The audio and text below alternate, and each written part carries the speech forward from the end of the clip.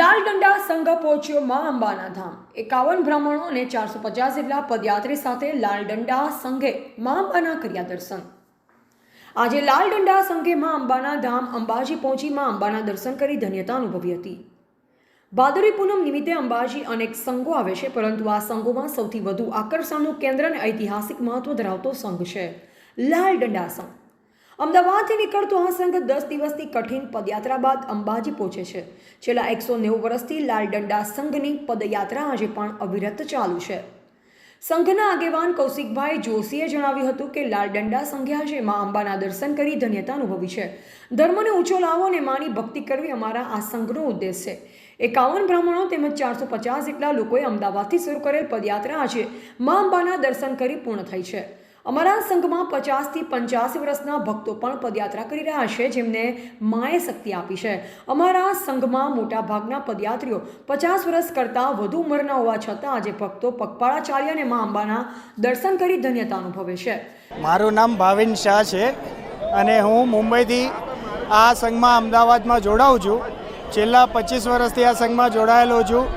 આ મારા ભાઈ મારી સાથે મનીષભાઈ છે, એ પણ અમે સાથે જ આ સંઘમાં આવીએ છીએ અને અમારો આ લાલ દંડા જે સંઘ છે એ છેલ્લા 190 વર્ષથી અવિઘ્ન ચાલતો આવ્યો છે, જેનું અને ખૂબ અમને માન છે। અમે આશા કરીએ છીએ કે આ સંઘમાં બસ અમે આવી રીતના અવિઘ્ન જોડાવતા રહીએ। જય અંબે।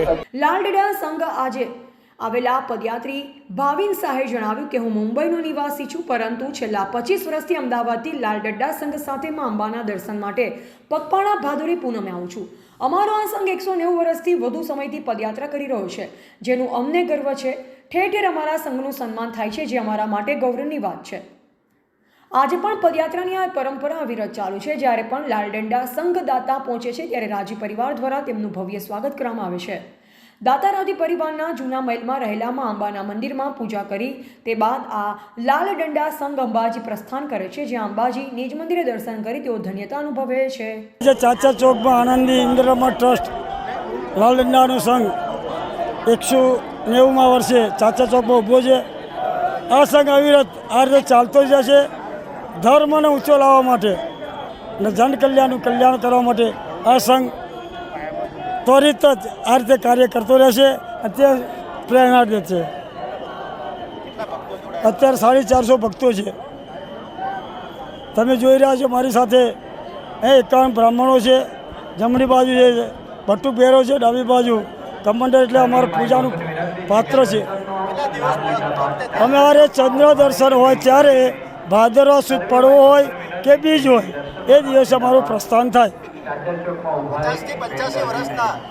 હા, મોટા ભાગે અમારી ત્યાં 50 થી 85 વર્ષના ભક્તોએ વિચાર કર્યો કે મા શક્તિ કેટલી આપતી છે, તો આ 85 વર્ષના ભક્તો પગપાળા કેવી રીતે આવે છે એ તો આપ સૌને ખબર છે, પણ એની કૃપા પરંપાર છે, તેથી ભક્તો આવી રહ્યા છે।